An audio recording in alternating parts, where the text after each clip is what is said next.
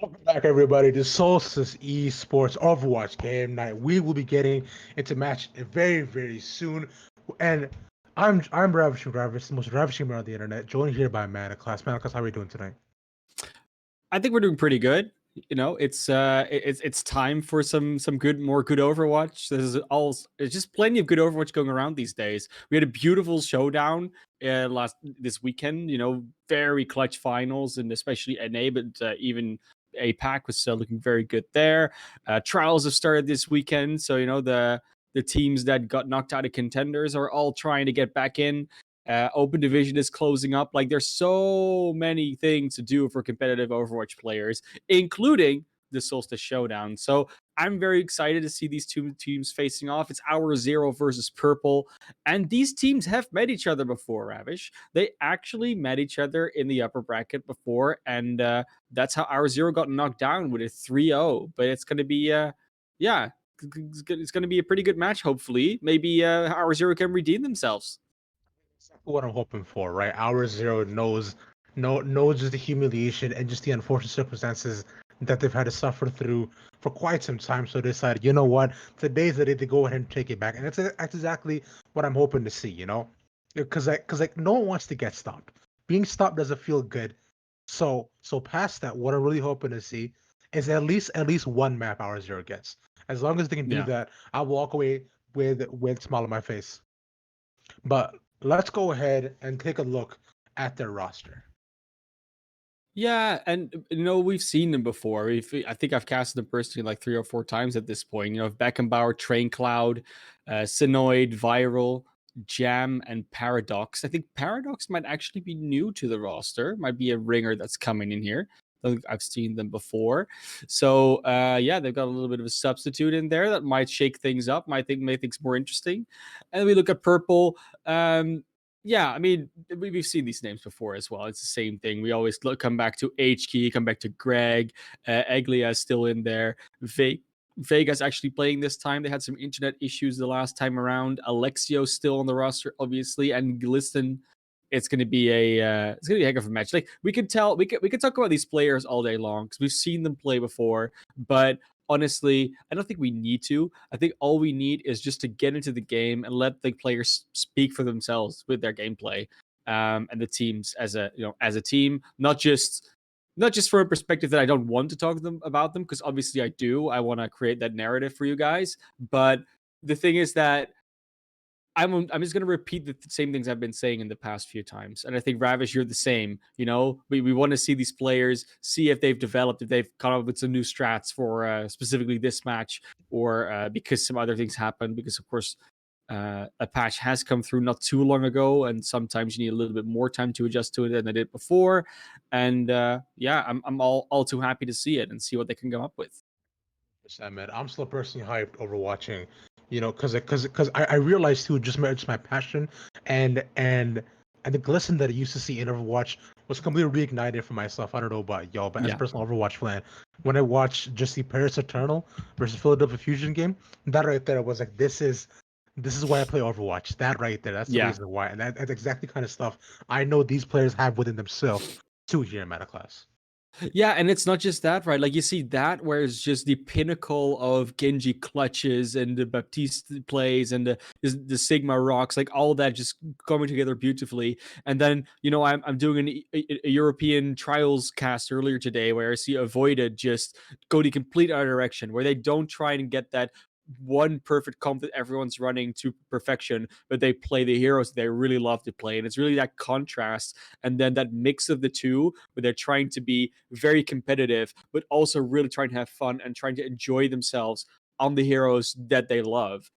Play the Junkrat, play the Pharah, play the Wrecking Ball, do it all. And they're getting away. I would say they're getting away with it, but just really good at it. And I like the contrast when you just have that Overwatch League stuff going on where it's just completely all on top of everyone playing the same exact composition with maybe like one or two hero variations. And then you see that where Avoided just goes completely off the books. And yeah, it's just great. Like, honestly, I really, really, really enjoy seeing all types of Overwatch. And I think a healthy mix is what we're all looking forward to. So going into this match, maybe we'll see some more of that, but I am expecting a relatively double barrier-esque matchup. Although I would like to see one of those teams potentially surprise us because we're going to Busan downtown.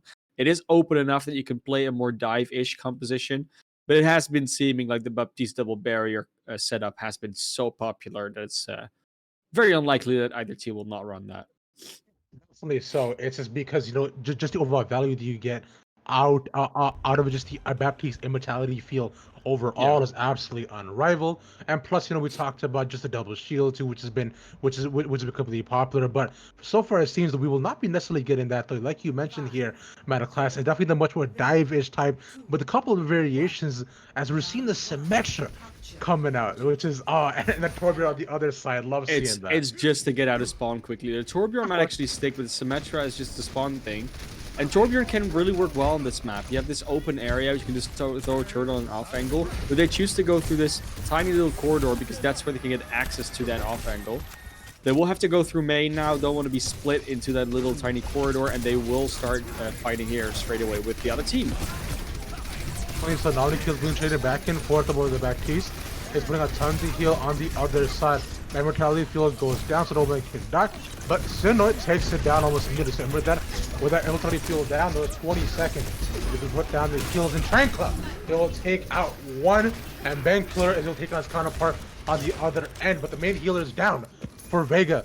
For the main healer on the side of Vega is down, and with that being said, the first coin is already being capped. Yeah, nicely done from our Zero, recognizing that win condition. Just keep them occupied in that choke so that we have the spam advantage. And they really just drug out that immortality field from Vega. It's nicely done, like you say. And now they're going to come back in purple with an ult disadvantage. So right now already, everyone is pressing Q back and forth, seeing as much maximum damage as they can throughout the application matrix. Every plus goes out, and they're able to catch 3. But at the back end, AE is able to take down 1 when he heals the back piece, being down, but he gets taken down by Vancouver. And our Zero still maintains good control on the point. This got too many picks early on. Really good team fight by them. For everyone who's still confused about that very long AAA name, it's just HK. It's easier to remember that way. So I'll be enjoying some more Genji play of them. But right now, our Zero just got this locked down, very dominant start, and that's maybe not what we were expecting based on the predictions, because last time they obviously lost that 3-0. But they will come in here defending this point right now on the cliff. But there's an off angle. HK gets the first kill. Alexio gets traded back, but the Bob is in from the off angle here. So 3 kills down back.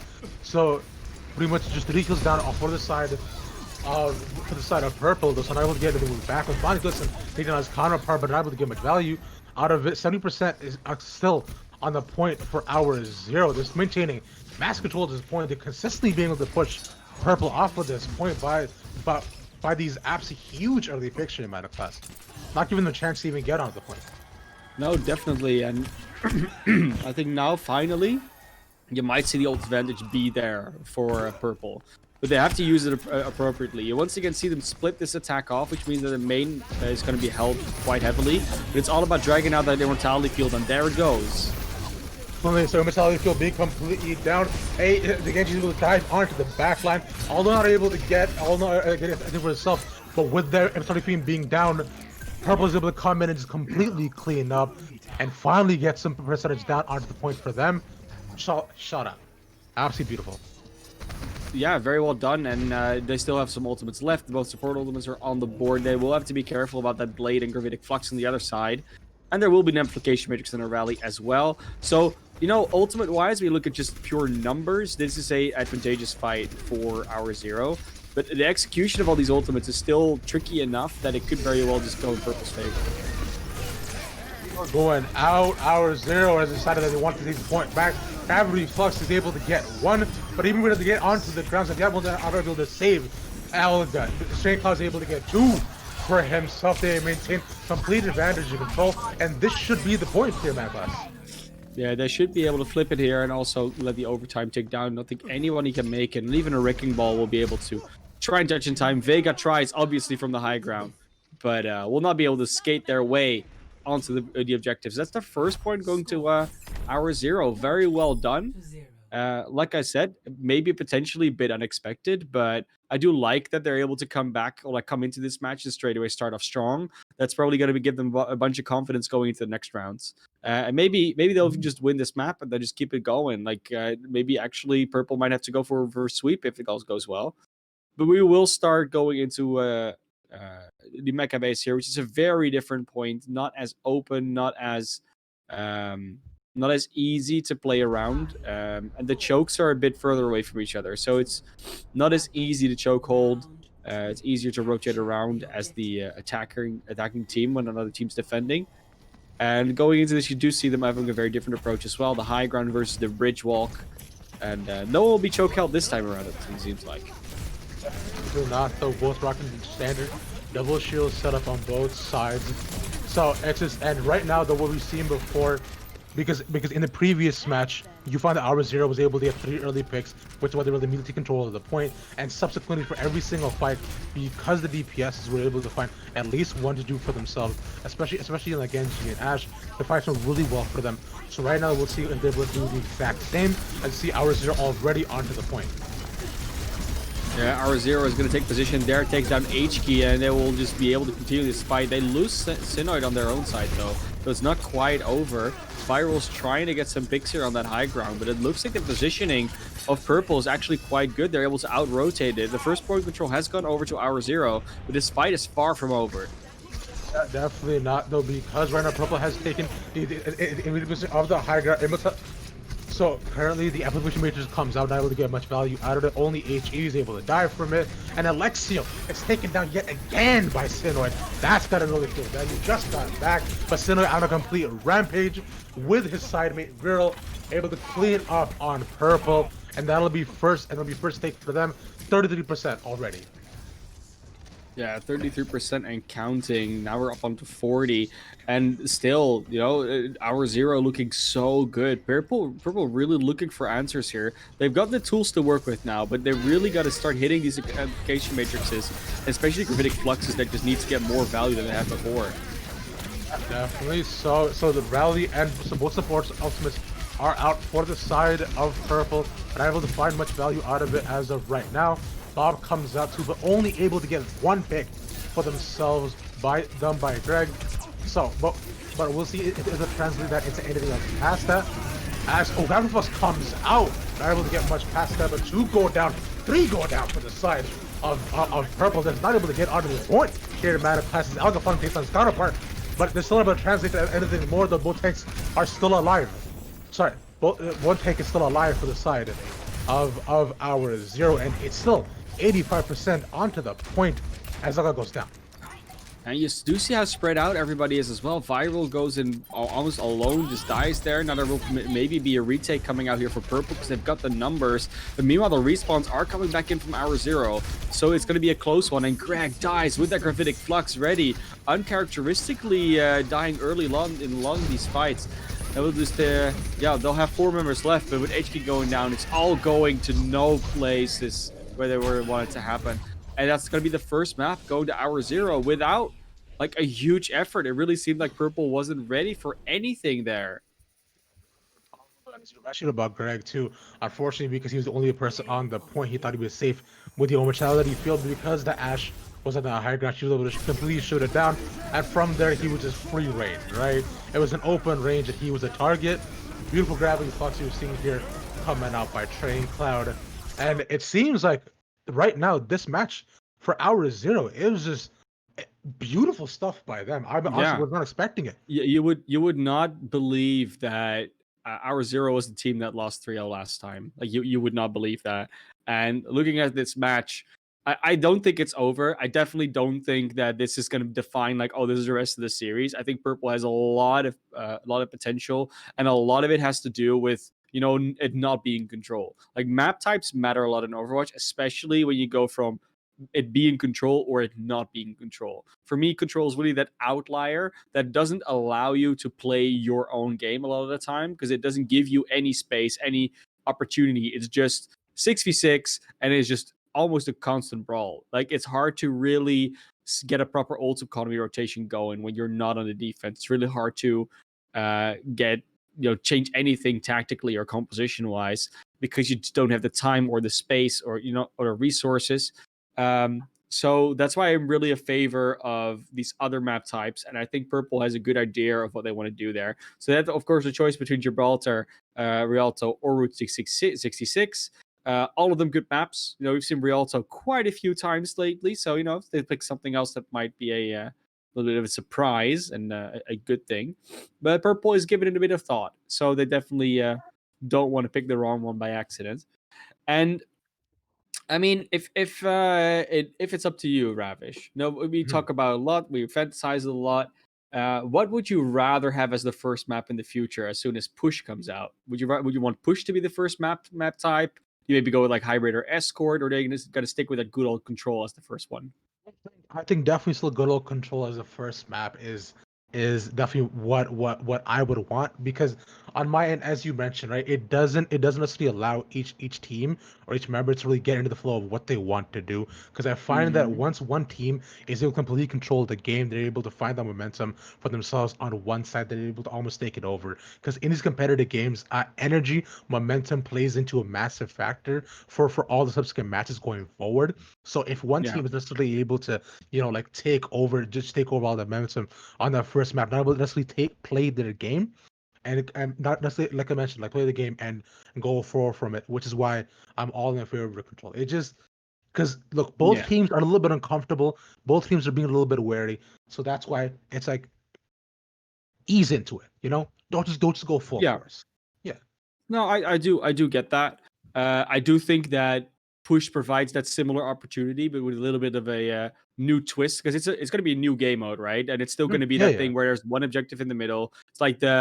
Um, it's like a reverse rope pool contest, which is, I think there's more opportunity to have a little bit more um, strategy and team play and stuff coming like that. It will still be very chaotic, but I don't think it will be as um as unfair as Control can sometimes feel, because I do think that limited time and the space that you have doesn't really allow for much of a comeback once you screw up like the first fight a lot of the time.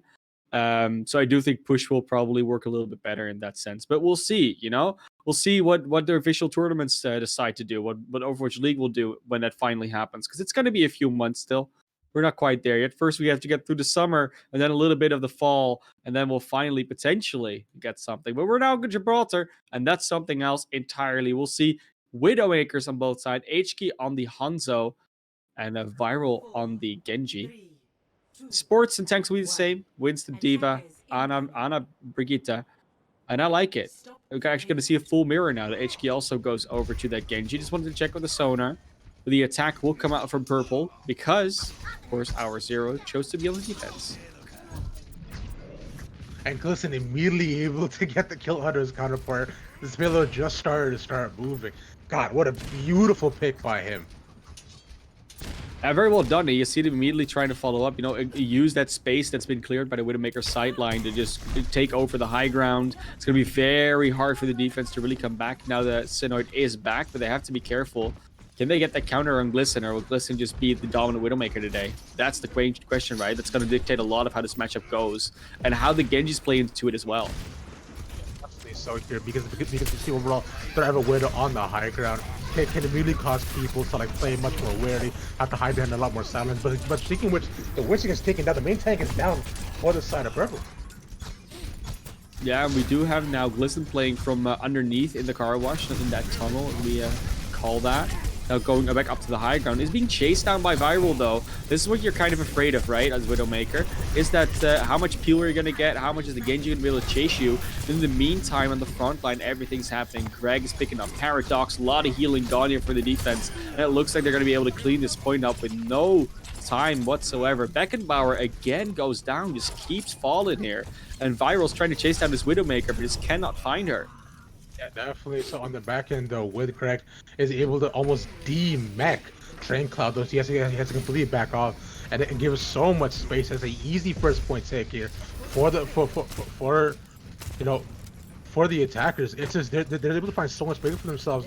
And meanwhile, on the back end, no one's really even able to contest the payload. No, you do see that Glisten and Synoid are consistently looking for each other, expecting them to go to certain angles, and they're on other angles. Now the Infrasight's already out from Glisten. It got a little bit more damage out on Synoid. Or Synoid.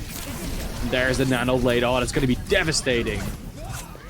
I mean, they also able to take out Jam on the back end. AE is chasing Synoid, is taking Nug yet again. This man cannot catch a break this game, and Alexia takes out his counterpart. That's so much healing down to the side of purple. Yeah, Glisten and HK are 100% outperforming their counterparts right now because Synoid is not able to dodge the Genji as well as Glisten is, and Glisten just consistently has Viral guessing where they are. And that's just such a big difference where they're spending time on things they should be spending time on the DPS of the defense.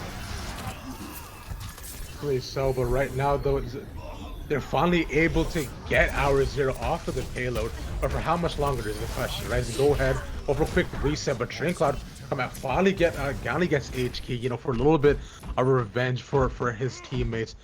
Only 3 meters left for the second point taken with 3 minutes and 20 seconds here. They're making Purple has plenty massive time. This is a hard one to push in sometimes, though, because your spawns are so far away and the defender spawns are so close. So you do have to win a very convincing fight, otherwise this can just take forever. It's almost like a 2CP situation. Eglia going there super low. Synoid also gets Glisten. Nice open to this fight, but does get their headshot deflected to them. So that's an even trade so far. Not bad at all, though. Finally, Synoid is able to take out his counterpart, get the better of that duel for the first time this match, I believe. So really good on him. The way if you just go ahead and look at the ultimates right now for the side of purple, they clearly have they very much the advantage. Speaking of ultimates, Dragon Blade comes out and able to get anything yet. They able to really play him off. So finally, his Jam onto the back end. Paradox is still alive. The main healer is still there, but Bomb's not able to capitalize on much. And Axiom takes down Viral. Synoid is able to take down HK as well. Point is capped. Yeah, beautifully done. Eventually, they finally get it. Oh, they sleep Synoid here. They might actually be able to get the follow-up on that. No more overheal, but still enough healing from that armor pack to really save them. And now we're going to be seeing what the attackers in purple are going to be able to keep doing. They do lose HK straight away to the Ana, probably like a nice sleep dart combo. There will be this Infrasight out from Glisten, who's immediately chased down by Viral. And now this fight can probably actually get going, because only missing a Genji, you can probably do some damage and make some space without that extra damage. Now actually goes over to the Echo. So HK chooses to go to the open space. We'll actually have to fight against Synoid on the Ashe now, and Viral is already down. Beautiful headshot. So Synoid also almost takes down Glisten onto the top side. Takes a little bit of space to himself, but he has to back out. The bomb comes in. No, luckily not able to get anything. Really good stuff. So, but HE, which is off for the Echo, is able to get Paradox on the back and huge anti onto the middle of the team fight. Synoid is able to put on so much damage. The Dragon Blade is there on the back, and Echo is floating above them, just raining down bombs of fire. Finally, Train Cloud goes down. The Greg with the double, trying to move the payload as far as he can. But because they be contested here for the side of purple, they want to do so much more as HE finally gets taken out of the skies. The contesting has not stopped, but it's so close here. Viral finally is able to get taken down in Vega to get it one for himself. Healer on healer action. Greg on the back end, finally. Greg on the back end, get another double for himself. This Diva is going on an absolute dragging free, and they get the cap for them. God, yeah, good Winston play in the end there as well. Like Eglia just booping them back into spawn. It was kind of what I was alluding to, right? Where if you can actually put up your own strategy, if you are purple, you're very likely to just keep on winning, keep the momentum. They really used the momentum well to their advantage. Took a lot of early aggressive space on both points where they capped them, and really capitalized on a lot of mistakes. Were all enemies being out of position or getting an opening pick at certain occasions.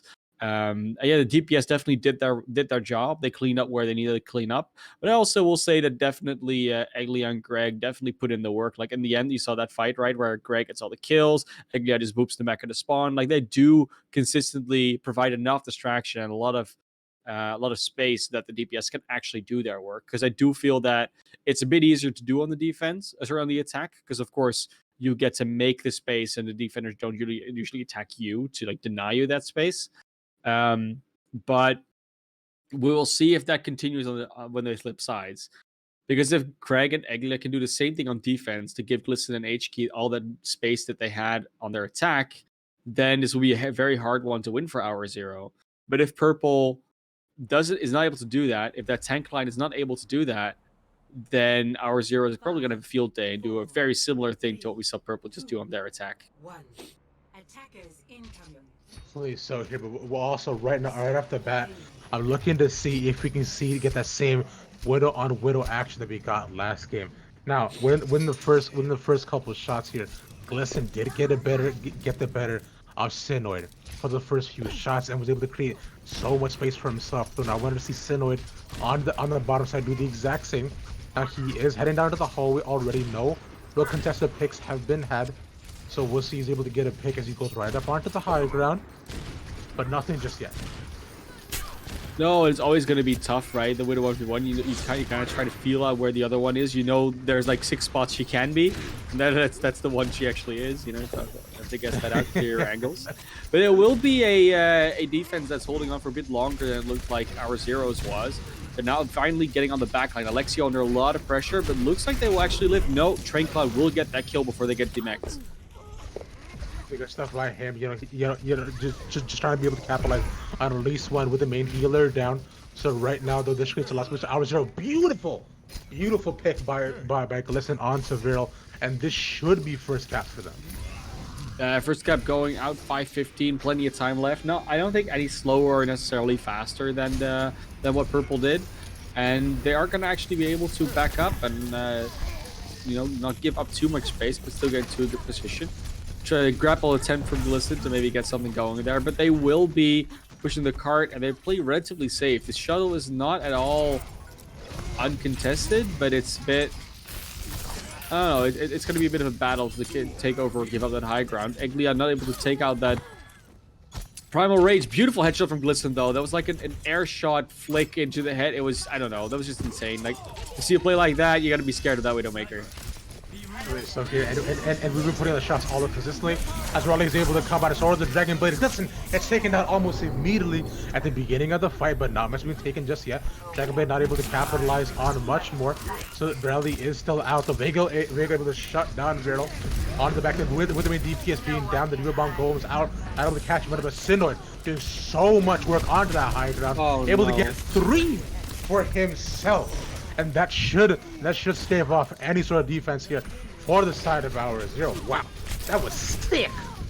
Yeah, 5.5 minutes to go, and this is where it gets a bit sweaty, right? In that last checkpoint, HK now going over to the Torbjorn. Didn't feel like they could do enough on that Genji, I guess. So if Glisten changes anything, yeah, they'll go to the Ashe. So there will be a swap up. Eglia also on the Orisa here. They might swap the Diva out as well eventually. Just depends on kind of what Hour Zero is going to keep running. Purple is currently in a fairly good position. They just wanted to save that Diva Bomb. They might switch it over to like a Sigma or a Roadhog or whatever. See, actually go ahead and decide to stick with the Echo. We saw this last time too. On the last point, Diva Bomb goes out. Able to get the arrest here. That's absolutely huge when the main tanks down here for the side of Hour Zero. That's gotta suck. Yeah, that's not a great situation to be in, but now Hour Zero is going to try and push in. They don't really have any ultimates either. Both teams really swapping up almost all their heroes, which means that ultimates are not on the table right now. But they are building up very quickly. Viral only just switched over to Soldier, already on 75% and counting. Yeah, Ash looking absolutely massive right here. Another payload is still consistently moving. Not much has stopped it just yet. Gleston's trying to get as many pot shots as he can on the top side. Both Immortality faces are down. Elga taken very low, taken out by Rural. The Souls of Rally out to the Mobile on the back end, able to build up that visor, getting and team wipe for himself. God damn, just these last little team fights here in Mana Class have been so explosive. Yeah, and they got got a little bit of time reduction both teams because of course they did cap on over 2 minutes, both of them, which means the timer gets reset until one of the teams has only 2 minutes left, and then amounts decrease for the other team as well by that much. So it's going to be 3 minutes 50 versus 2 minutes. Now, especially Hour Zero, they just completed the map within that time. They had less than 350 in which they did it. Hour zero. So purple, I'm a little bit more worried about because I do think that they at least got held on third at least a few times, which is technically speaking the easiest one to hold, but I'm not entirely sure if that's actually statistically true. But we will see this map just be played twice again. So they just got to start over. Same team starting on attack and defense. And yeah, it's going to be purple going in first, going to try to get the payload as far as possible, whether it'll be first, second, or third. We will see very soon. And the defense coming out with the same thing. I'm not changing anything. Seem like it at all, though. Right now, what we're seeing on the setup, what looks like might be a double sniper sort of setup here for the side of purple, but likely they're using sonic arrow for some sight and switching off. Yeah, and they do exactly that. Switch off to the Genji. No changes at all for both sides. Yeah, why would you change anything? You know, if it ain't broke, don't fix it. We're going to be seeing once again the Widows dueling it out, trying to get that first shot on each other. It's going to be Synoid finding it. Synoid has really warmed up in this game. Yeah, definitely so funny getting the better of that trade though. Good for him. He's looking a bit rough on the first time on the attack here for hour zero, but finally be able to get the control back, and that should be a little bit that should be time for a little bit of recess here for a purple, considering they lose their Widows, so that's a lot of pressure coming out of Sinner for the potential headshots. Yeah, it will now finally be in a position where ultimates are starting to come online. Alexio's close to that nano. That might be very good to open things up. I feel like they need a little bit more, though. I don't think that one ultimate's going to do it, so hopefully they can build some others during that nano or just before to actually get the value. Okay, so, but we do have the nano coming to this, so hopefully we are able to get the blade online too. It is at 95%, so it has been built up. There we have the nano blade coming out already, but he does get antied and slowed and knocked out by his counterpart, only able to get Alexio on the back end. So still one pickup, but not enough value for them to push the payload much farther. No, and they really need to start making some space here, because with 3 minutes 50, you kind of want to have to pay a little bit further, so you have a little bit more space to work with, both error and success-wise. But yeah, it will be. It won't be that. It will just be what they, you know, what they've been doing right here. Yeah, there's another. So Genji able to get two for able to get four for himself on the back, and is able to capture that first point. That was an absolute monster play there by the Genji for the side of purple. But now they cannot leave the point at all. They are an absolute crunch time. If any one of them gets picked off suddenly by Glisten, so they need to watch this high ground.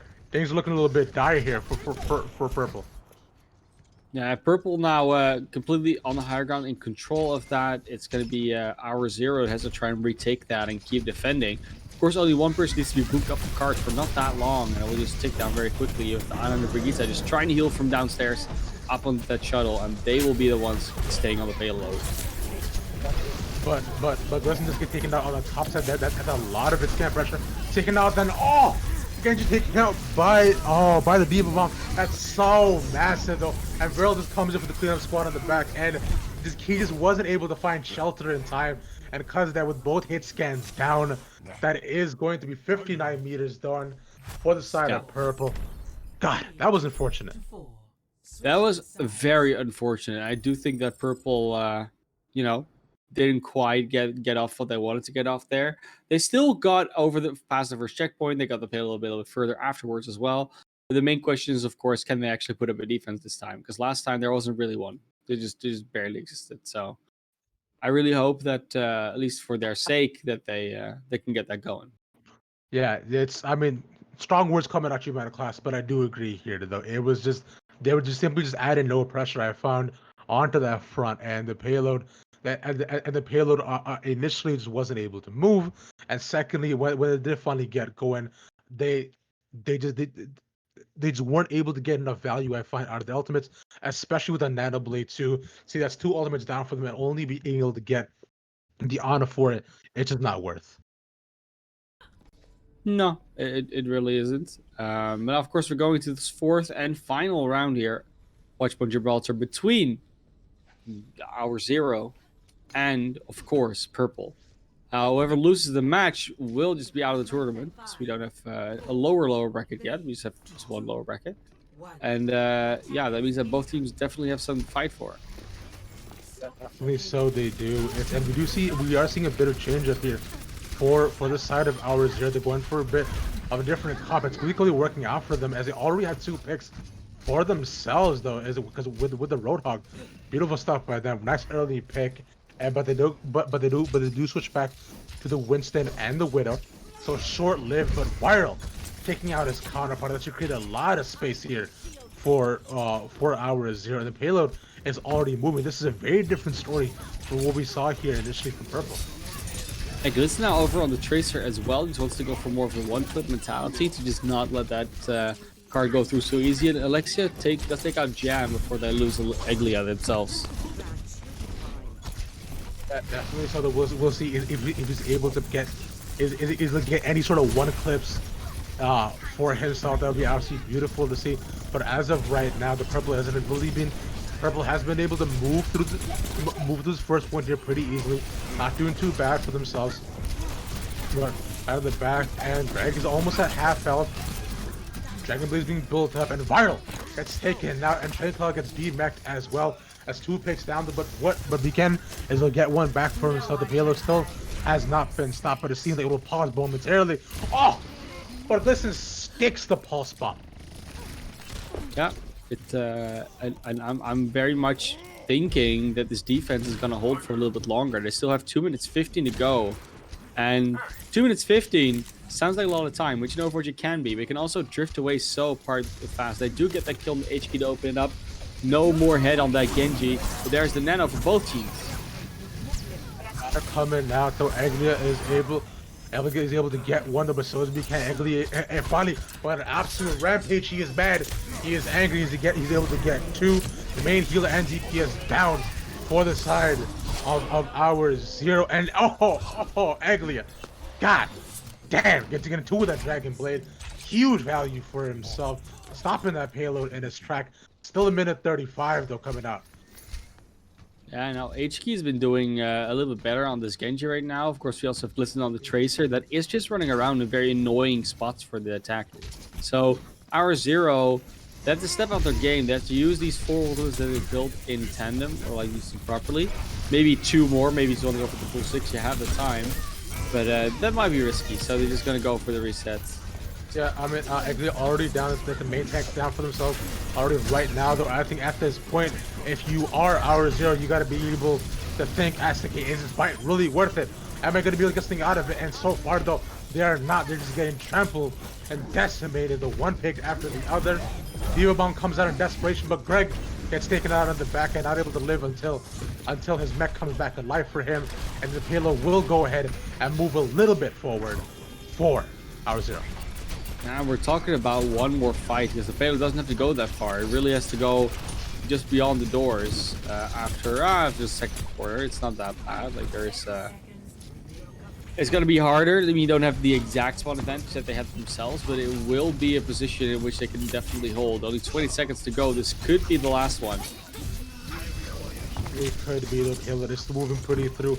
If Purple wants to put up a defense, they have to do it now. Dragon Blade just came back up, and so did Nano. So we'll see if they're able to get anything out of it. But on the back end, the Bushimata Bros have put out their ultimate, but Greg absolutely fragging onto the back, and will be able to get the honor, able to get 1 for himself, and that's 2 onto Glisten, both DPSs and main healer down by Viral. It's taken out for his price. The payload is still being contested, but they're not able to move it just a little bit forward. Just a couple more meters will do it though, but Greg is on top of them. They're gonna make sure they're able to go any further. D.Va Bomb comes up for both, and then Nano D.Va is now able to do enough work. Alexio take down his other healer counterpart, wants to make sure that they are able to get to the finish line. Oh! And the Genji with a second dash, taking out Cloud too. Honestly, it just feels like they're not able to actually finish off these targets. The target focus isn't quite there. But finally, they do manage to get them off the points, and it's gonna be Purple taking up the map, and that means it's 1-1 in the series. Yeah, that was absolutely massive. It was looking a little bit hairy there within the last team fight for Purple, but They're finally able to put up an absolutely massive defense for himself, and that's the man himself on that Genji, able to get 2 to more picks, finally finding value in the end with his nano blades, though. Beautiful stuff by him. Yeah, I thought so too. Like right now, we are obviously going into a map 3 because they're 1-1, and map 3 would always have happened in the first 3. And I'm really looking forward what this pick will be like, because you just saw that even if it's pure dive, it's so ridiculously close between these two teams, and it's really a question whether you like playing on the map. Which style it is doesn't matter, but just do you like playing on the map, and what can you do with the map? Can you like add special properties, or can you make the map just like treat assault differently or something like that? Like there's a lot of things you could do, but right now we are going to do something else. We are going to take a break, come back to you, and then bring you the rest of this action. So.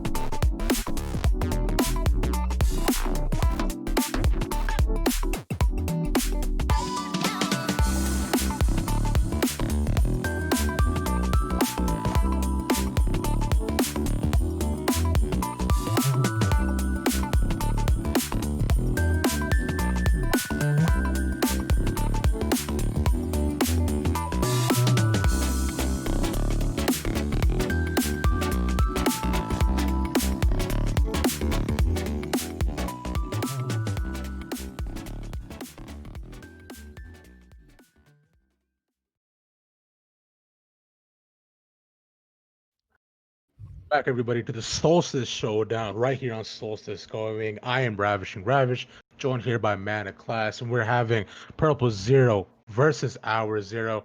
It's been an absolutely phenomenal, exciting, riveting, and might I say just bone-shaking match so far. We are 1-1 in the current map set. Yeah, 1-1 indeed. And it's been like the first map wasn't that close, right? But then Purple just brings it back in a very close Gibraltar, a very close second map actually.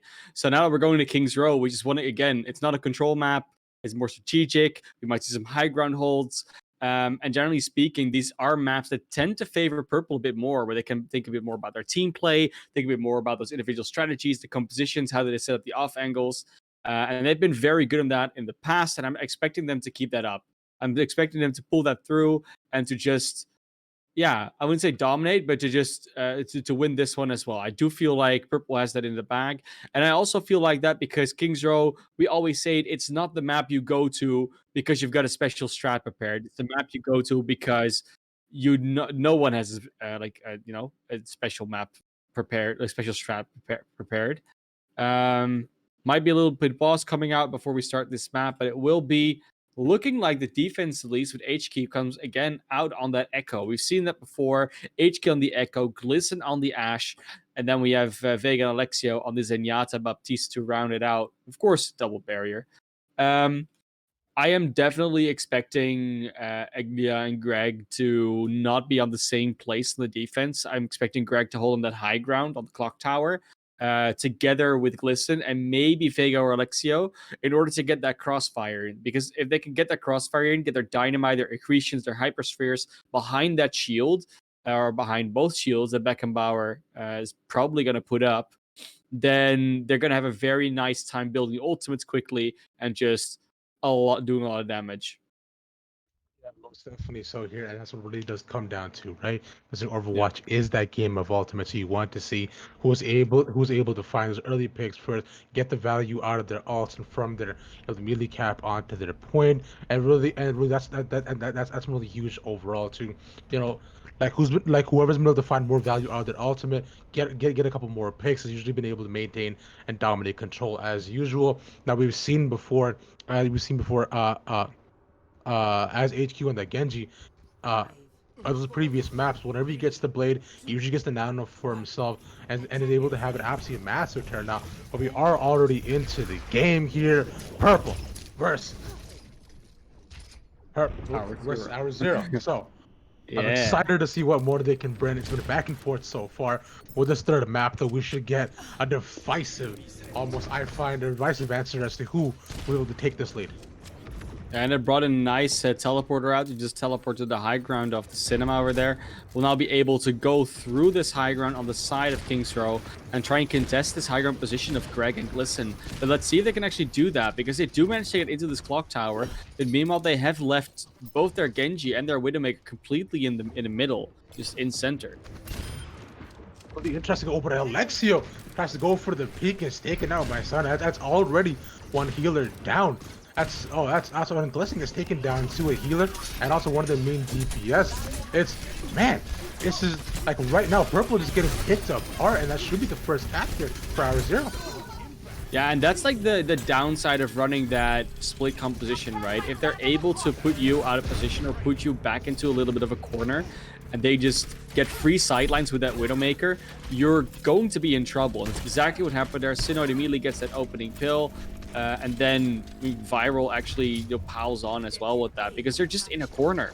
And then there's two members missing because they're still on the high ground. So right now, we will see a bit more of a group coming out from Greg and Glisten. They'll be with their team. Maybe they go on the high ground on the side, like in the distillery high ground, which is probably what they're going to do. We're going to go right up there. They might actually go and try and get this Widowmaker. I don't know if she's going to be ready for that. It does look like it, but meanwhile, Viral gets the two in the front line. Alexio, Vega, Iglia already down. You do notice that Greg and Glisten rotating. It just doesn't work because they just are missing from their team all the time. Maybe they can push something back here. They get that kill on the Synoid. And there's still Greg, HK, and Glisten left. Now, HK going down, Greg and Glisten as well. All they did is buy a little bit of time. But they are getting some ultimates alliance. Now it's going to get interesting. Who will you duplicate? Where the gravitic fluxes come out? All of that. And, looks like we get a bit of a DC coming out here from the attackers. Unfortunately, Train Cloud's PC or connection just dropped. Meaning that we have to wait until they're back. That also means they're going to lose all that gravitic flux ultras that they had accrued. That's, that's annoying. That's a shame. But that's unfortunately how it is. Sometimes you just cannot really do anything about that. We will go back into the game very quickly because it was only a short issue. And they'll be continuing. So the ultimate situation is roughly the same, with the only exception, of course, being Train Cloud. They just lost all their ult charge because of the disconnect. That's unfortunate, and that's one of the things, you just definitely just can't control that right there. You just, like, let's say if you were an insurance company, you just have to be able to go ahead and claim act of God on that one. You're like, you know what? Out of my hands, right? Whatever's gonna happen was meant to happen. It does happen. So, but Yeah. but with that being said, though, still they do still have the Dragon Blade for overall, and also the amplification matrix though on Paradox. So well done. And also speaking of Viral as well, that was a beautiful flank by him going out of the backside of the team, able to get three for himself at the end of that though, and that's completely smooth here. That's completely smooth sailings here for the side of purple. They should be able to get through almost half a streets phase here pretty easily. So we'll see what kind of defense. But what kind of defense ours here is a big out for themselves. As you mentioned, the Echo ult is also already out, and so is Bob too. So, but we do see Echo on the flank. Viral immediately spots her out, not able to get more value for herself. The payload is almost after the second point. Application just comes out. She changes into the Baptiste. That's really interesting against the one double.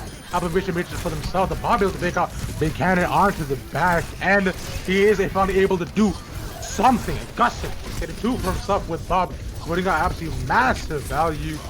Right, that's three.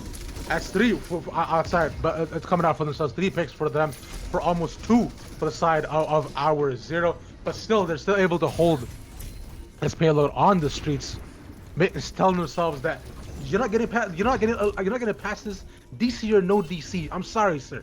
We're gonna let you stay right there. So many ultimates came out in that fight as well, and of course the defense knows they have the advantage, and they'll keep the advantage. They'll keep their Brigitte ultimate that they're going to charge up, and they still have both their tank ultimates. The Prophetic Flux could be huge, but you gotta get that Immortality Field out. As long as the Immortality Field is there, your Prophetic Flux will probably not get the value that it wants to, other than setting you up for a follow-up.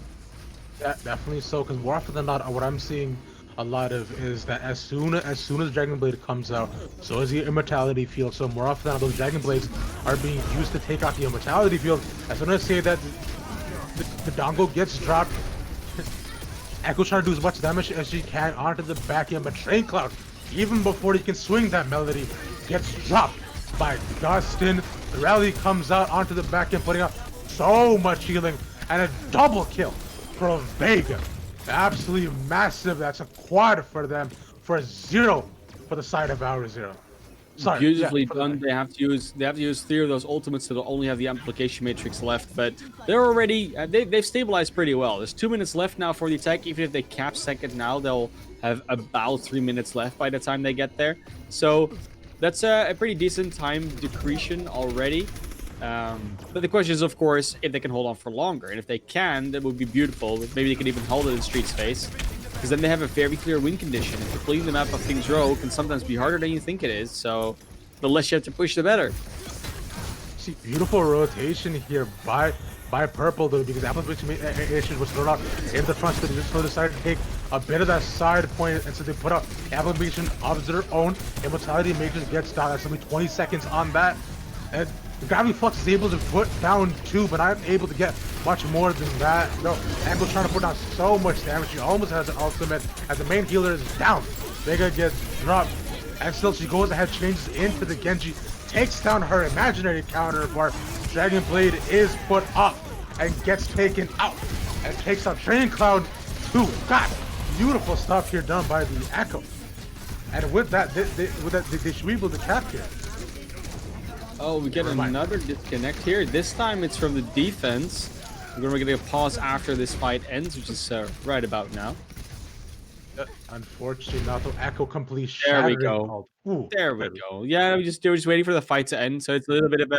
It's always a different thing that people do. You know, sometimes they wait for the lobby to end, sometimes it's the auto pause. You know, it's always something.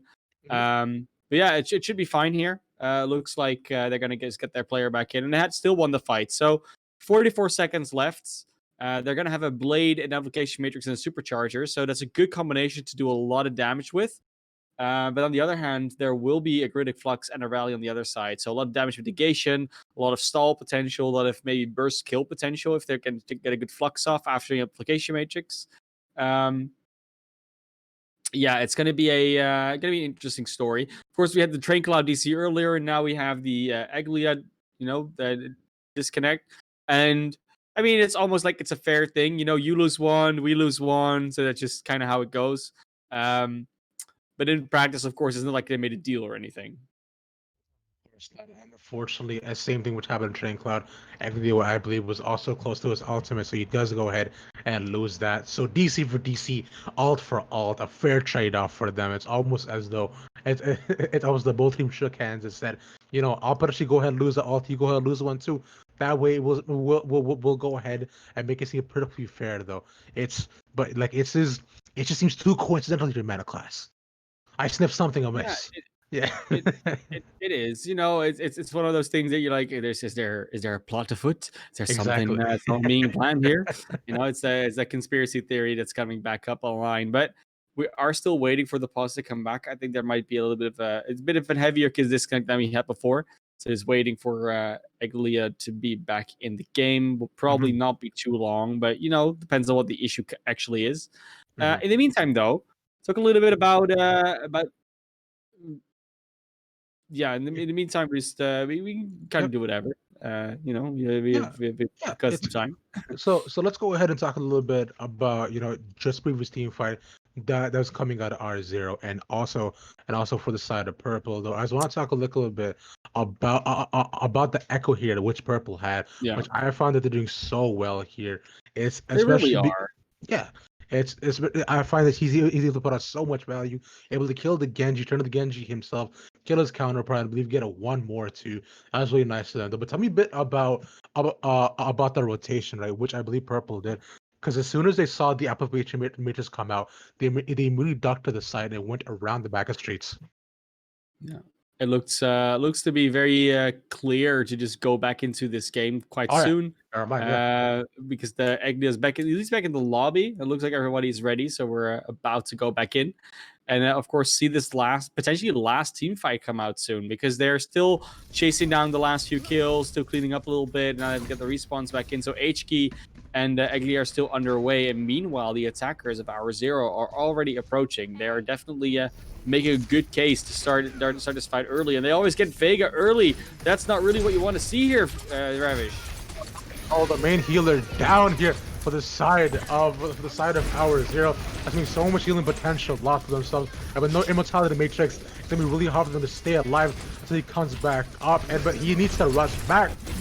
But at this point, with their own application matrix for the side of purple, they're gonna be able to capitalize on the Sinuit. It's taken down by his counterpart. Absolutely huge gravity flux, able to get 3, but their mortality keeping them alive for a little bit longer, and that should be the second half. Viral's Blade, though, gets 3 kills, 4, 5 in that fight. Viral with the final blows, just dashing and smashing everywhere. That's what you want to see from the Genjis, That's where you get the plays. And now we're going to go into this Foundry stage of the map. Third point with 1 minute and 8 seconds to go. Not many ultimates in the bind just yet, but they're about to come online. There's also a few of the defense, but it does look like there might be some momentum being built up here for Hour Zero, and they're getting very close to completing this map, so maybe they actually can, and that would be beautiful for them, of course. Massive for them. Gravitational flux is able to grab 3, able to capitalize on the kill, but Vega is taken out onto the back end. Yet again, no immortality budget for them, and because of that, though, Bob is absolutely fragging. Already able to get to right now. Probably so close to being able to cap on this point, and a T kill. No one will stop them. That's round 1 complete. 30 seconds for them. And Viral, just stop, man. It's enough. The round's already over. Even though Sinoid actually got killed while they're throwing out their Bob. Their Bob was in such a good position, was on the crates on the right side of the point from the defender's perspective, and just had everybody pinned in that corner. They didn't want to be there. The Ursa shield was on the wrong side, the supports were behind it, and Bob just does it makes them expend so many resources in order to actually get a defense off and to stay alive, that eventually you can just run in and spam it down, and it will just be a complete decimation of that defense. It's only 36 seconds though, so it's not a lot of time left, but still, you have to complete the map now if you're purple, and you might not have had to if you want one extra fight. So going into this defense now for Hour Zero, like I'm curious what they're going to pull out. If they're going to do the exact same thing, it looks like it. I don't think they're going to change anything up, but we're mostly looking at the attack. Like, how much more effective can this Ash Echo duo actually be on the attack? That's definitely is the question here, though. But so far, that I would say Oh, Hour Zero. no. Oh, we do have Same a small player little pause. delete again. I mean, at least it's between rounds, so you don't get like losing the ult charge. But that's still a shame that Eglia just gets out again. So the main tank of purple, not second DC here. At some point, we got to start wondering what's going on, right? Like because we haven't really gotten any info about what went wrong last time around. But yeah, it's just unfortunate. Obviously, we'll get them back in. That's just how it goes. Not too worried about that one. And otherwise, they might actually have a substitute. But we got to kind of talk about what happened there, right? It's not one of those things that you lightly code over. It was very good that our Zero was able to push in that payload to the end. It was very good. It was very hard for them, but they were able to rotate the ultimates correctly and have like the foresight of not using one or two when they maybe could have in order to secure a fight. And they really got a max value out of this limited resources that they had in order to build up that economy back. Now we are back in game. 2 seconds before we start. Gates will open in about 13 seconds.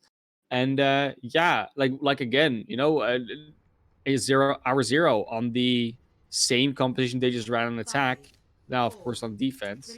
It'll be Alexio and Vega going over to the Zenyatta Baptiste composition again, and they will keep running that Echo Ash, which have been doing a bit better in terms of like range damage and even 2-degree burst damage. The ultimate of Echo usually also gets a bit more value if you don't mess it up.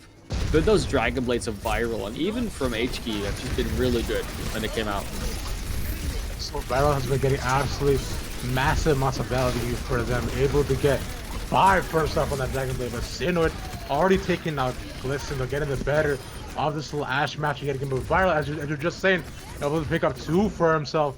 Yet again, this man is an absolute monster, consistently just staving off all of these pushes. And a late kill onto Alexio is a bit unfortunate. I think if you didn't have that late kill, you could probably have done a pretty fast push because you did actually get some pickoffs. They will still be able to go in there without the entire team being ready for it. But there's the Orisa coming back. I think they're all back now. And it's once again one of these high ground holds. Train Cloud and Sinoid having a much easier time of it together with Paradox. And now they're going to try and just dunk on them. They're going to try and go off the high ground and actually kill something. But it's going to be Beckenbauer going down first here, Ravish. So there was so many kills already coming up for the side of for the side of purple, but that's 2 down for them for the side of 2 right now as well. But the respawns are just so far they should, but they still cannot get onto the point. Viral is complete staying on all these people, forces out the Zenyatta ult. The solo will finally get taken down. That should be at least first point for them, but I don't know if they'll be able to cap it. Looks like they will. Yeah, elongated, 2 elongated fights actually making going. Oh, I think there might be a recontest here. The tanks do actually make it with the Bob of Sinoid as well. They're getting the kills here, Ravish. This fight might actually just be turned. We do get HK coming back out on the duplicate Sigma. Might be able to get a Gravitic Flux up here, but just gets no damage out. Taken out of the Echo form. And that's the ultimate you might want back because this entire fight has just been turned Hour Zero. What a comeback. All off the back of that one pick on the high ground. Absolutely massive here. That's been the story for literally a lot of these times here in Meta Class, right? It's like we're just looking at what each of these teams, how they start off these fights, and whenever they're able to get 1 point, that signifies to them, all right, it's go time, let's go ahead and run it, right? Because as soon as you have that 5v6 advantage, you should be able to go ahead and pick up the rest of them, especially when it's such a huge pick off like the DPS, right? Absolutely massive. But Gravitic Flux, able to get 2, okay, but not able to capitalize on any kills though.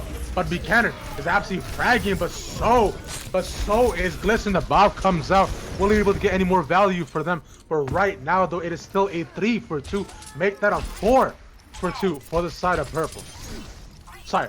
Viral was stuck there in that corner a little bit behind the Bob, was able to still wait it out, just got alive, fortunately for them. It will be, once again, a very low ult economy here for purple. Actually, yeah, not that bad a position of an Hour Zero here. It's looking very good for Hour Zero so far. 44 seconds to go, and they've got all the space and control in the world. Something happened. I literally stayed them off for just a little bit of one, because this likely, if this team fight does not go into the side of purple, this likely will be it right now. Though as Viral gets taken off, an absolutely massive pickoff there for themselves. They're not sure able to do much more. But we see AH change onto the Orisa. But what more can he do? He's just a lonely tank. The Dongo's still not even dropped yet. The Bongo comes out, but there's so much damage you can go ahead and amplify. Goes and gets the pull onto 3. Bob gets taken out, but the point still has not been capped yet. There's still 2 there. They should be able to get it. The contests are not coming through. But Barrel comes back, trying to tell himself that I'm back here. I can still do this. You can't take me out forever. The contest is still down. It was the R into overtime in your mana class. Oh my god, it's not over just yet because they're still getting all the damage out. Vegas trying their best to just dodge this this blade of all these Genji of Viral. Without the Immortality Field, they're just gonna get thrown up into the air. Oh no, Greg actually gets taken out of that one. It will be a pretty rough one to try and take back here in the attackers. Yeah, I mean, they're trying to keep in that purple, but this clutch potential from the side of our Zero is just insane. They're just not giving this one up, and they're going to take away this map, take the 2-1 lead in the series. That was a very strange map. It felt like every single time they went in, it was either Viral or Synoid that was just behind purple somewhere, just getting value. They were always in a bit of an odd position. And then the entirety of purple seemed to be distracted with that and just gets bopped by something on the flank or by the front line if they're actually looking at the flank. So this split defense of our Zero working out so much better than it was for purple. And I feel like that's because they understand a lot more about what they're actually supposed to be doing with it. They're not supposed to be waiting until they get smoked out. But they're supposed to wait until they see an opening and then make a move on top of that, which is exactly what they did. They went aggressive quite a few times. So here now, but what we know right now, Mataclass, what would you say that Purple needs to do in terms of positioning to go ahead and stave off the terror, which is Synoid? I think a lot of it has to do with high ground control, right? So both Viral and Synoid were always able to abuse the high grounds around the point to get their value. And I think if you're going to go to Assault next, there are still quite a few maps on which that's prevalent. If you go to Temple of Anubis, high ground, especially on first point, but even on second to a degree, can be very annoying to deal with if you cannot get up there yourself and deal with it. Same can be sort of said for Volskaya, but it's not as bad. It's sort of easier to get onto the high grounds. You can do it like team versus team. And then the last one we have is Hanamura, in which high ground is only really a real factor on point B. Yes, point A has high ground as well, but not to the same surrounding degree that Volskaya and Anubis can have, and that Viral and Synoid are 100% going to be able to take full advantage of. So it's really going to come down to which map they actually pick, because they have, of course, only those 3 maps to pick from. It's a fairly simple choice, but I'm not quite sure what they will go for. That should be really, really interesting, though. So right now, if you are purple, which map do you need to pick? You think right now, we're already down 1 map, though. Where do you find, because considering with the team cops we've seen, where can they shine? Because I know you mentioned Volskaya, but do you think that's the only map that where did they be able to really take it back? I honestly think it barely matters. I think if you're going to look at a map where flanking and out rotating is least important to a degree, you might want to go to Hanamura, especially on point A. It's not that big of a deal. Because on Volskaya, you can get around on point A and point B a lot. On Anubis, you can also do that to a degree quite well because of all the little high grounds and corridors. I think Volskaya is, I think Hanamura is a little more straightforward when it comes to that. It's not as easy to get the drop on your enemy when they're already ready for the defense on an objective. Yeah, definitely. So, and especially just moving through those front or side doors can be extremely difficult, I find, in Hanamura. But we've seen that with these 2 teams right now, it's always immediately has been like be able to get the pay and just run on in, and it looks like we will be going to Volskaya here, Metaclass.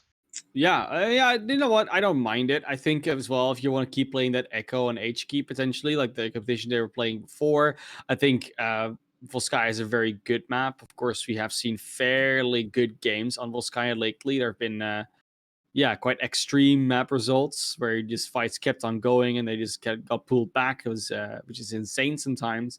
But Volskaya, I like the map personally. I don't think it's a bad map. I don't think it's a map that necessarily is a hindrance in any way. But yeah, I do worry slightly that Synoid and Viral are going to be able to use positions and rotations to outplay the DPS inside of Purple. Because while the DPS of Purple were doing a great job on that on Gibraltar, they were not really doing that great of a job of it on King's Row. They just consistently died when they went out on their own on like an aggressive or a weird flank. So hoping that Purple restrains themselves in that sense, and that our zero, doesn't get to just do whatever they want. They actually have to fight for it, because then we get a close match and good Overwatch, and we don't get full holds. That's what you like to see. Yeah, so we definitely do not want a full hole there. But then definitely, if you are our zero, I find that more often than not, as soon as Synoid is or really any of the DPS is to go onto the back line, I find the Purple just hard commit at that point. They're like, you know what? I think Yeah. we already lost 3. We might as well keep this going, and that leads to the extremely extended team fights, which we do see coming up for them. But it looks like it will be Purple here on the attack first, with our zero defending. That's really interesting. And speaking in terms of team comps, do you expect to see anything? Do you expect to see anything different? Not really. I do think that Purple really has their mind set on running that Echo Ash, which is fairly good on defense and attack here. And I do think that Viral and Synoid want to play like the hit scan and then the Genji. We may see a Widowmaker come out. Like, it's possible to play Widowmaker here. It's actually been very good in the past, but it's still a question of whether they actually want to do that. So going into Volskaya, I mean, we'll see what they run in the end. But I do think they're going to go with the hit scan projectile, of course, which is fairly normal. But just which hit scan and which projectile exactly either team goes for is a tiny little question mark. Like I said, I do think it will be Glisten, Ash, or Widowmaker, and then HK on the Echo. Whereas Viral will probably go to the Genji, and then Synoid also to like the Widowmaker or the Ash. And starting on defense, I think it's nice to play the Ash on defense here, because you get so many opportunities just throwing a dynamite for free. Whereas as a Widowmaker on defense, it's much harder to get the shots off and attack as well. So you need to get the one shots, and if they're always behind barriers, then what's the point, right? Yeah, definitely. So what's the point, indeed? But I know this is a long shot. Do you think we could potentially see, maybe like a protect the Bastion comp onto the left side on defense here? Perhaps Uh, with the Orisa It's and the Baptiste on possible. the The high thing is, ground. it's always possible, but they're just not going to do it. Like, it's almost guaranteed that they're not. Yeah, fair So enough. I like the question, but if it happens, I'll be pleasantly surprised. But if it doesn't happen, it doesn't really bother me. That's kind of how that one plays out. But we will, like we've been saying about to go to Volskaya. The defense is out of their spawn already, gonna set up here with their heroes, and it will indeed be Beckenbauer and Train Cloud on the Sigma Orisa, as we were expecting. Synoid and Viral on the Widowmaker Genji, which we to a degree expected as well, and then Jam and Paradox just coming back on the break Baptiste. It's a fairly standard defense, because you don't want to obviously just be easy to be dove. That's why you have the Brigitte and the Baptiste, and also the sustain tanks. And yeah, I mean, on the attack, they're coming out with the exact same thing almost. Just Alexio instead of Jam on the Zenyatta. And Synoid and Glisten are going to be battling it out on the Widowmaker Ash, whereas HK and Viral will go to the Echo, and then the Genji. Big diff, of course. Nice dodge on the Accretion. We do already have Glisten looking for an angle here, but it's going to be Synoid with a beautiful jump shot again that killed the Vega. Massive stuff by him. Already made healing down here for Vega, for the attackers. Though that's so much healing down for them. And exactly what we were talking about here before in Mana Class. As soon as there's one pick down for either team, that tells them go. It is time. Exactly what our 100%. zero did. That should be pretty much almost a full cleanup here for Purple. Nice little first one. It's looking good for our zero so far. Purple has to just go back and reset and try again here. I mean, again, like, I'm sure that they have the right composition. I don't think the composition is going to be the problem. It's execution, right? So how do you path your way through this without getting ticked off? You do see that there's a very small window in which those shots can still come out viral. Just jumps into the sticky mines, gets taken out by H-Key. And now, yes, they're all on the side, and that Echo can very self-sufficiently come back. But 5v6, you gotta not put yourself in a situation if you can avoid it. So that right now, though, HQ trying to put us so much damage onto the bottom side against the entire team, but the Immortality field is keeping them alive for a little bit longer. The Paradox is able to go ahead and take that out. Sticky bombs will land on a couple of people, and that's 2 down here for the side of purple. That should signal to Hour Zero to go ahead and get onto the point. Yeah, HK and Glisten are just not really getting the value anymore. They just keep dying early. The tanks, the supports, like no one's able to really do their job. They aren't even building ultimates up that fast. The defense is going to have almost 6 actually.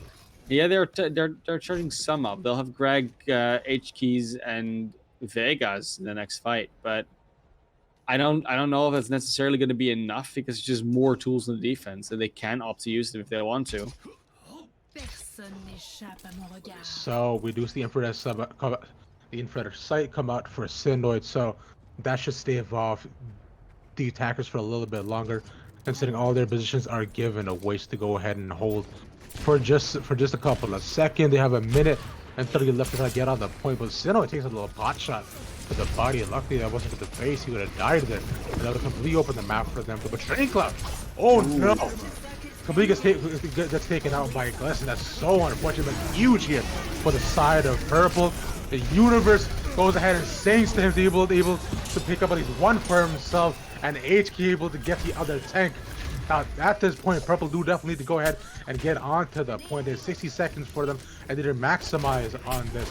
And finally, we see them trying to cap. Yeah, we did see that one. The supercharger, sorry, the duplicate came out from HK, and that kind of forced the immortality field from the defense. There might be a test coming in here. Train Count is definitely looking for it, but I don't know if that's a wise call to make. Maybe they'll try. It looks like they will, but Train Cloud will just fall fairly early to that focus beam. The rest of their team just doesn't share their interest in order to defend against this. So we will see right now the defense trying to hold point B. We got another 3 minutes 20 on the clock for that.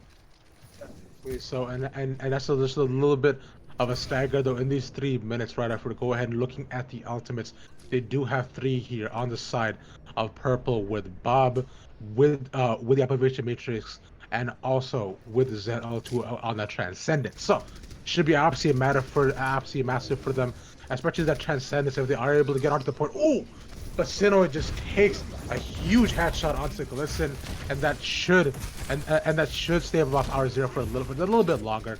Tell them to back off a little bit, but maybe try to regroup if they can. Yeah, maybe. You know, like you said, if they can, they don't necessarily have to. But they're going to try and continue this fight. They already got that kill, the jam here. The Emperor Sight is out from the defense, but I don't think they're going to be able to get much with that. A bit of an odd position here. And then Greg will be able to walk in for free. I do get Glisten though. Glisten is alone in mid, gets taken out by Viral. Sinnoh does fall to HK, and now we're going to be in an even situation until Vega goes down. That just means this push is essentially over. We just don't have the healing to sustain this. No Transcendence ready either to maybe buy some time with. And it will be another attempt at point B with 2 minutes left of the clock. Minutes left, unfortunately, just we're not able to get a single tick. And this is yet again one of those consistently extended team fights we were talking about before here in Meta Clash, right? Or even though one of their own gets taken out, they're not able to unfortunately get out and regroup if they can. So they decide, you know what? Let's go ahead and try to extend it with both. And with kills being traded back and forth, though, there's still in the advantage of purple as there's a respawn. As the spawn is right there, you know, that's the overall advantage. The defenders for 2 CP, and Vega just misses the elevator to get onto the point. Unfortunate. Yeah, they will have a lot of ultimates ready here though, 4 to go, and they are able to just get at least past the choke, so they're on this high ground now. I think HK is going to try and fly from the back, maybe just go through main here. Definitely trying to get something here. Helping Train Cloud. Train Cloud with an assassination. Bob is on point now. They take down Sinnoid as well. This is a good start here. The Amplification Matrix will be sure that ensure that the Bob goes down here. But they have the duplicate out as well. HK is just going with that blade. This is not going to go off for the defense. It looks like they're going to get completely bopped. And with 50 seconds left, there might be finally the map completion here. Could definitely be it. That was beautiful stuff by them. As soon as HK is able to get that complete assassination onto the Sigma, and that's just held the entire team. All right, it's go time with one of the tanks being down. He also goes ahead, duplicates the Genji, takes him out too, and from at that point, his entire team is already on the point. So it's pretty pretty standard and easy cap for them. Beautiful stuff. It really is. But now, of course, you're going to get the other side from Hour Zero. And we just saw how good their attack on King's Row was in the end when they just got that momentum going. Maybe they can do the same thing here on Assault on a map like Volskaya. Because, I mean, Volskaya is essentially like 2 control maps without the streets, right? Like it's just control map 1 and then control map 2. And it's that simple. But more goes into it because you have to take into account the terrain, you have to take into account the compositions, what's the enemy running, how to use our resources, like all those things. The general stuff of team play still applies. It is just, the principle of the things, like using certain resources, using certain cooldowns might not be worth it because of how the objective works on a map like this. Yeah, definitely so here though. I'm also really looking forward to seeing if HK is able to bring out that same value from the Echo which he brought before on this defense on this attack. I believe it's looking absolutely beautiful stuff before. So I wouldn't want to see what kind of positioning he takes because we've seen him take very nice positioning before on the Genji as well. So how he's able to get onto the backline for 4 hours 0 and because before in that final team fight, when he was able to assassinate that Sigma and then get 2 with that Genji blade, that was art. It's like the fluid thing that happens with Genjis and with just flex supports now, flex DPS in general nowadays, right? Where they're just able to have these combining plays, these combining the skill, just the skill of combining all of that. What looks very smoothly, just go into the kill, into the ultimate, and like duplication, get the blade, and then just keep on going. Like that flow is so hard to master, and it was looking really good from HK there. Yeah, definitely so. But right now, our Zero is taking a bit of an interesting position, trying to go all the way around to the point that unless they want to get flanked by HK. It's Train Cloud gets the better of HK. Says thanks for last time. I got you this time, buddy. But Viral also gets taken out on the back end. That's 1 for 1 here for both sides, but not anymore. The Alexia takes out Senna, so just trade kill back and forth, not bad at all. But nobody's on the point yet still. And just as I say, do generally favor the attack because they're just a bit closer. They get the bob in already, but meanwhile they are taking numbers, they are taking names, and it's hard for them to really push through. It's going to be HK just completely pulling this back. And the defense is looking to hold here, which is, pretty good, of course, for them. 2 minutes 20 to go. And if Hour Zero wants to win this map, they do have to take that first and that second checkpoint. Yeah, absolutely nice for them, though. It was looking just a little bit dicey in the beginning, considering with his trade kills going back and forth. But, not bad at all, as HK is able to come spawn back and show them who's boss. Looks like they're going to be able to, though. HK is on that Echo. Doesn't have the ultimate quite yet, but Greg and Eglia are getting a bit closer to that one. So is Alexio. And then the question is, can they just build up their ultimate while one of those other abilities is being used? It doesn't look like they even need to because we're already getting up to the 85% mark. They're going to be careful, though, because it could be that, our Zero is just charging ultimates. Like they're just not doing much until they all have their ultimates, and they're all getting closer and closer, almost in the 80s for all of them. Okay, so just to say that though, both HK and Greg both have their ultimate. The HK almost gets taken down on the back, and he does have the mimic though. So we'll see if he decides to go ahead and do that too. But Train Cloud has taken out yet again though, man. This man just unfortunately, although the first team fight he was on the advantage, but with that Sigma being down, we'll see what Hour Zero has to say. They're already so far deep in enemy territory. Yeah, they're really trying over here. They're trying to get space in order to get up to the point and actually cap it. It does seem like they're just having a lot of trouble with that. The implication matrix is out, but the defense is so far. As I say that, they're doing a great job. It's still relatively even. This fight is not over by any means. There's plenty of ultimates online for the defense still to really hold on. Purple's 100% going to try. Definitely so here, as we see HK going to have to change to the Baptiste just so he doesn't get taken out. He almost gets, he was almost 41 there for them. As I say that, the Viral popping off yet again onto this Genji, able to get 2, but taken out at the end. The clock is ticking down here for Hour Zero, and they should be able to cap this. Yeah, they're going to be able to cap. We'll have a 3 minutes 10 left to go to B and cap that one out.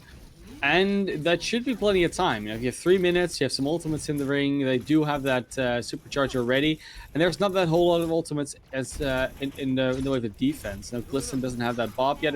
It's closest. We'll probably get it during this fight.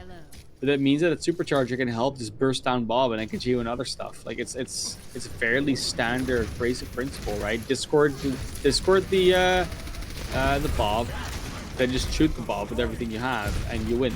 Like that's how that goes. But we will see them making this interesting rotation through the high ground. Will only be viral that doesn't choose to go with them because they were going something else. But like, you know what? I want to have an off angle here, so he's just gonna go stick to me. But there's the approach up to the point, Ravish. So already get onto the point. Immortality, Apparition Mage is coming out there for the Baptiste, and Viral able to take out Greg. But HK has something to say about it, since Viral against dives in too deep. It's taken out by the support though. Unfortunately, Apparition comes up one for. Apparition comes out as well though for the side of purple. But with that being said, HE completely clean up onto the back and stave off that attack, but still 2 ticks coming out for our 0, a minute and 44. For it go. Yeah, like we're getting very close to that point in the end of this map where our 0 are going to be able to cap it at all. I mean, of course, it doesn't matter if they do it in overtime or not. They will only just, like, you know, have 40 seconds less to do another attack.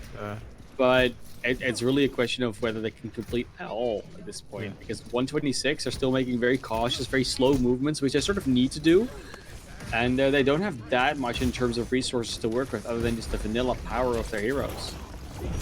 So here, I'm also being told that, unfortunately, my mic did cut out there for a second, so I apologize for that.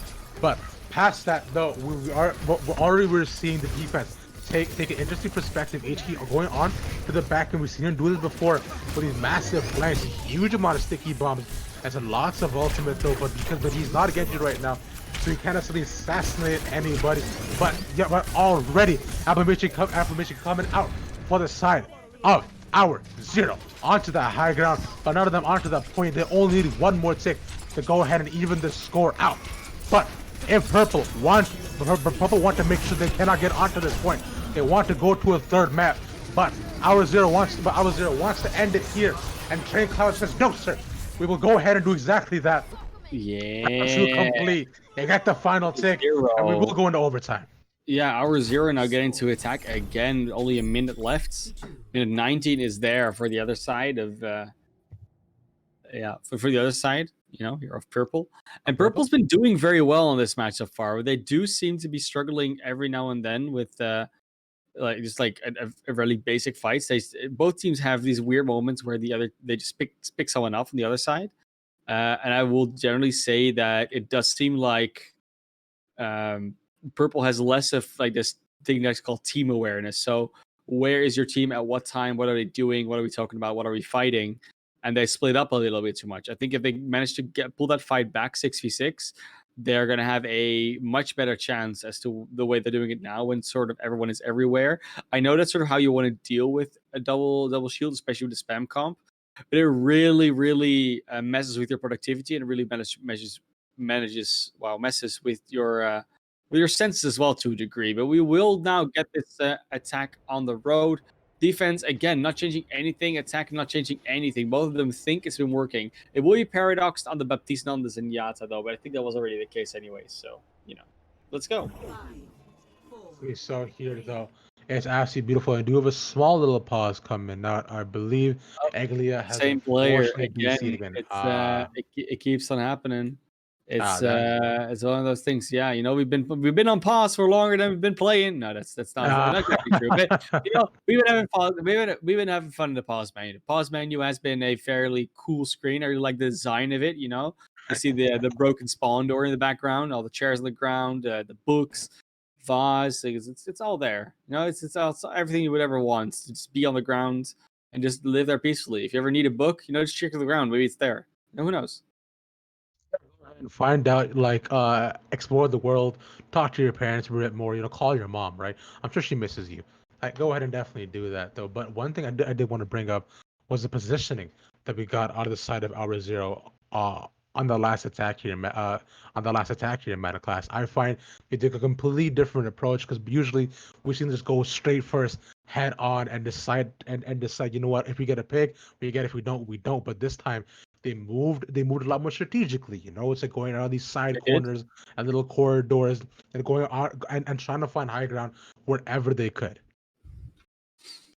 Yeah, and obviously that's something that's very cool to see. You know that they adapt and that they have different execution, that they have these prepared strats.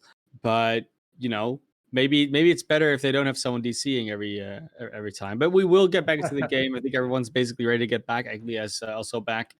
So there will be a defender missing for a few seconds, which is a shame. You know, you can't really change that, can't really reset that. And it will be the Orisa. Sorry, it will not be Wrecking Ball. It would have been the Orisa, but Aglia coming back on the Wrecking Ball just to be there in time. And with only a minute, the Wrecking Ball can definitely do something. I think the Wrecking Ball is easier to get the ultimate online with. And we do see Synod switch over to the Widowmaker. He's going to try and do his long-range shots again. Nice boop onto the objective here. Puts them all in the open behind the shields. Oh, definitely. So, but Viral's able to pick up one of the DPSs for on the side of Purple. So he's been able to do so much work here on this Genji. And the Echo, which is unfortunately has not been able to live up to his full form, except a couple snipes here and there.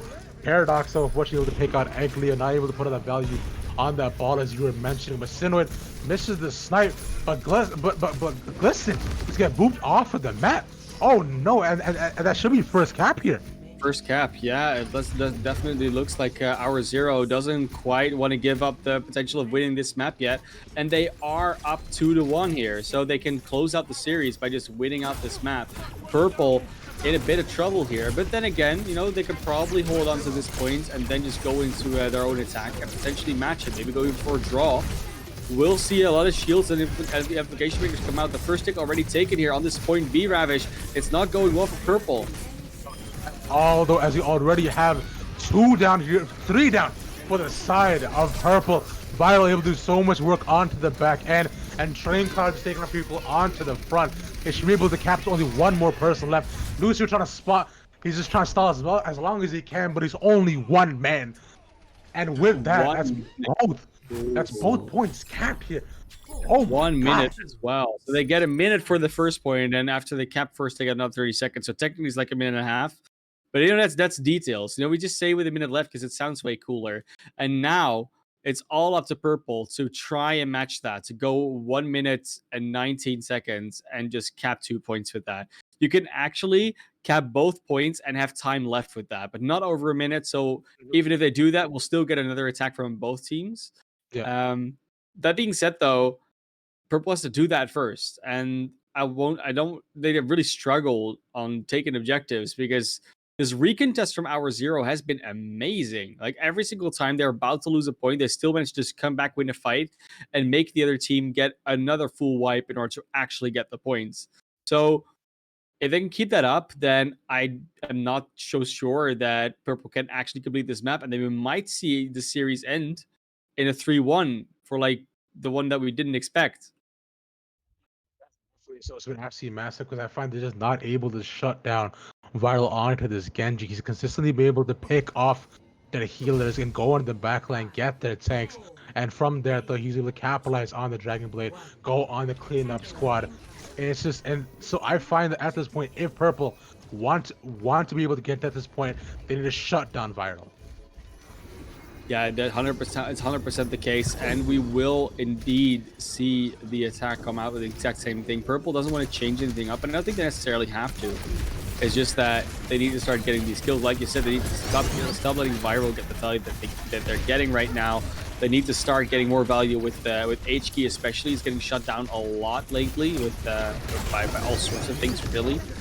And yeah, I mean, if you're able to shut down HK, apparently a lot of the damage is gone from the side of Purple. They're able to rotate sneakily to point using these shields very effectively and poking out in the meantime to make sure there's not all the resources still left there for our Zero. It's really good stuff by them, though, but they're still caught onto the side. Immortality Field is out and taken down by Viral. So on both Immortality Fields is down, but Greg takes down the cannon. One for one right now, though. Oh! Beautiful deflect by Viral onto Gustin. So just trades back and forth currently, but still Hour Zero is getting the better of them. Trey Clouds takes down his counterpart. That's 3 almost down here for the side of Purple. We'll be able to get onto this point. They need to get on the point right now. And just barely, but Sinnoh is able to take down 2. That's 3 here onto the Echo. Oh, and HE just not able to put out much value for himself.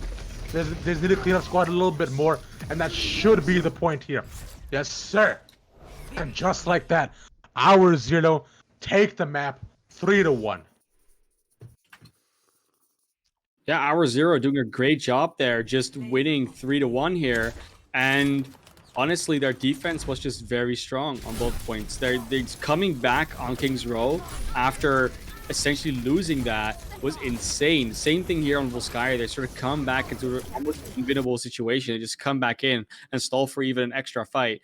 And that's the insane value that they're getting right now in Hour Zero that Purple isn't able to deal with. Very nicely done. And yeah, they deserve the 3-1 win. Definitely the redemption arc. Hour Zero just wasn't ready last time. And this time, Purple is just not ready for the Hour Zero turnaround. No, they definitely were not, though. As like just doing absolute work, though. And huge shout out, I have to say, for Viral and for Train Cloud too. These guys have been absolute monsters onto the respective roles.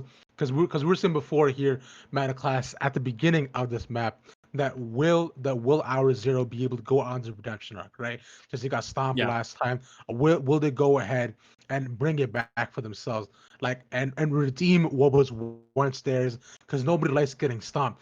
But right now, though, might I say, Hour Zero, like did do a bit stomping on their own. Yeah, they've been doing great. I wouldn't say it's hard to believe, but it's it's definitely an upset, something that we didn't necessarily expect to happen tonight. Not that Hour Zero, of course, we didn't expect them to be a good team, but the last time they lost in the 3-0. So it's quite a big deal. We are still letting you guys vote, of course, on who the MVP is going to be. So we're just waiting for the results of that to come in. But meanwhile, yeah, we can just wind down, talk about this great match that we just saw, and about the upset that we've seen. Because of course, this was Hour Zero and Purple, and the loser of this is now, of course, out of the tournament. Yeah, I think fourth and fifth seed, it was always going to be close, but we were sort of almost expecting Hour Zero to lose because of the 3-0 that Purple had last time. And with the roster changes that have come in for both teams to this for this specific match, it apparently has changed a lot in the dynamic that these teams have. The front line of Purple didn't look as strong as we've seen in the past. Eglia and Greg, yeah, Eglia is a great tank, don't get me wrong, but there seem to be a little bit of synergy missing there. Same goes for the backline. Vega was just not putting up a similar performance that we've seen in the past from other players. And Hour Zero also with Paradox, just in a very different position than they were before. So very well done from Hour Zero, and I'm very curious to see what they're going to be able to do next, because they're going to have to play against the winner of the next series, which is Dub Nation versus Lunaris, and numbers 2 versus the number 11 seed. But it really didn't feel that way if you saw Dub Nation play. So we'll be seeing that next time. The poll, unfortunately, is not working. So if you have any suggestions for the MVP of Ravish, now's your chance. Definitely. So I definitely do want to hear from chat as well, who they thought their MVP was, because it's but for my end, I think I gotta give it to that absolute Genji. I gotta give it to the Genji, who's constantly on the back end getting so many picks for himself. I gotta give it to It's Viral. really free.